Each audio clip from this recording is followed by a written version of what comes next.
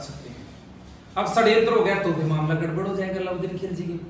खिलजी बड़ा दिमाग वाला आदमी था, इसने अपने आप के विरुद्ध षड्यंत्र रोकने के लिए बहुत ही गजब का काम किया। और वो काम जो था वो क्या था वो देखना थोड़ा सा। इसने यहाँ पर जो है वो गुप्तचर प्रणाली शुरू कर दी, और ये गुप्तचर प्रणाली जो है वो शुरू करने वाला पहला सुल्तान था।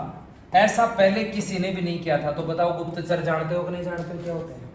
सीक्रेट एजेंट जो पूरी इंफॉर्मेशन रखें कि कौन कहाँ क्या कर रहा है और चुपचाप आकर के बताते कि कौन क्या है। जैसे मास्टर लोग भी शायद हो सकता है तुम्हारे अंदर भी गुप्तचर रखते होंगे कि कौन छोरा क्या कर रहा है, जासूस है। चुपचाप हमें आकर के बता देना कि कौन पढ़ रहा है कौन नहीं पढ़ रहा है, कौन किधर मैसेज करता है और कौन किधर जाता है, कौन रात को लेट तक सोता है, सब चुपचाप आकर के बता दे। तुम्हें लगता है कि यार हमें तो नहीं पता चलेगा, लेकिन ऐसे गुप्तचर प्रणाली हमारे पास तो बहुत होती थी भारत में, तो मौर्य काल से रुद्र से। लेकिन जैसे इस्लाम का शासन आया था, जो सुल्तान आए थे कुतुबुद्दीन ऐबक के बाद, उन सुल्तानों में पहला सुल्तान था अलाउद्दीन खिलजी, जिसने प्रणाली शुरू की ताकि सब लोग आके बता दें कि विद्रोह तो नहीं हो जाए। तो ये भी बढ़िया हुआ, इसने ये भी अपने आप के लिए पूरा सेटेबल कर लिया।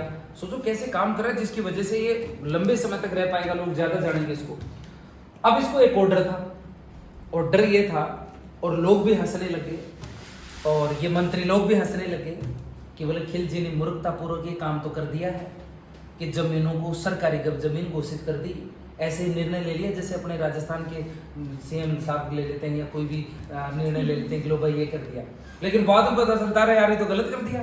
ऐसे ही खिलजी को पता चला, इनको बताया गया कि जमीनों को खालसा तो घोषित कर दिया, लेकिन दादा ये तो सोच अब तनख्वाह में क्या देगा।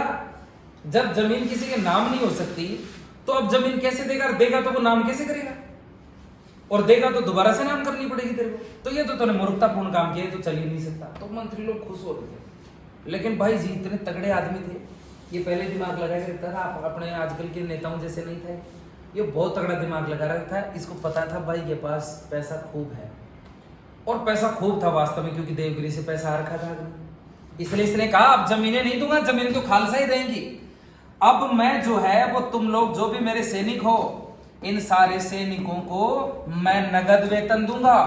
और भाई साहब ये पहला सुल्तान था जिन्होंने सैनिकों को नगद वेतन दिया था, और ये नगद वेतन देने वाला पहला सुल्तान था। ये थोड़ा सा आपको याद रखना है, इससे पहले किसी ने कैश पेमेंट नहीं दिया। अब आराम से नगद लो आप और मौज करो, हर महीने की तनख्वाह मिल जाती थी आपको दिहाड़ी। पैसा भाई के पास से खूब ला रखे थे देवगिरी से, और ये देने लग गया। लेकिन आप ये भी याद रखना कि जब भी कोई काम करते हैं ना, तो उसका उल्टा परिणाम भी निकलता ही है, नेगेटिव चीजें भी आती हैं।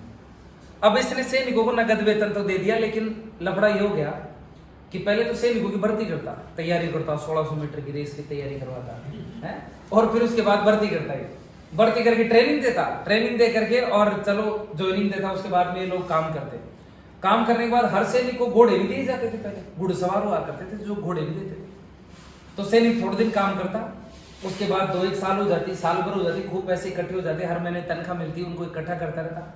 और फिर भाई साहब गायब सैनिक, आराम से सैनिक गायब तो होता है, ट्रेंड सैनिक गायब हो गया, नुकसान तो हो गया सब, लेकिन जाते समय घोड़े को साथ ले जाता, और घोड़े को साथ ले जाके अपने गांव में आराम से गेड़ी मारता था इधर उधर।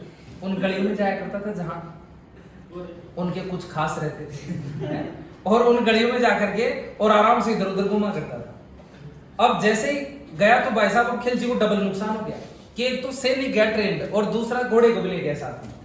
और अब पहले इतना मामला था नहीं कि हर कोई जान जाएगा और कोई भी बता देगा। आजकल तो सब कुछ चीजें पता है, कोई भी पहचान लेगा। पहले हम लोग इतने दूर दूर रहते थे, कोई कम्युनिकेशन नहीं था, तो पता ही नहीं चलता था कौन कहाँ है, तो बता ही नहीं पाते थे कौन किधर है। और तुम्हारे जैसे लोग आराम से गाँव में स्टाइल मारते थे, घोड़ा लेकर के। और पहले घोड़ा किसी के घर में था, इसका मतलब भाई साहब BMW कार है उसके पास, समझ लो पैसे वाला आदमी है वो, तो आराम से स्टाइल मारता था। सब लोग सोचते थे यार ये पैसे वाला आदमी, वो ये और कहता था मैं खरीद के लेके आऊँ, और पैसा भी होता था, खर्च भी करता था आराम से। तो बोले यार पैसे वाला आदमी, बड़ी इज्जत कमा ली थे। अब उसने तो इज्जत कमा ली सैनिक ने तो, लेकिन सुल्तान को तो घाटा हो गया। और सुल्तान खिलजी ऐसा घाटा ज्यादा दिन बर्दाश्त करेगा क्या?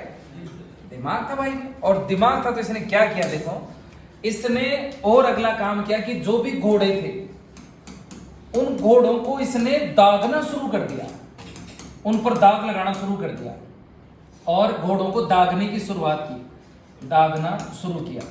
अब दागना का मतलब ये हुआ कि उनके पीठ के ऊपर कोई ना कोई सल्तनत की एक मोहर लगा दिया करता था। कोई भी सल्तनत जो भी है उसका निशान लगा करके और वो मोहर उसकी घोड़े की पीठ के ऊपर लगा देता था।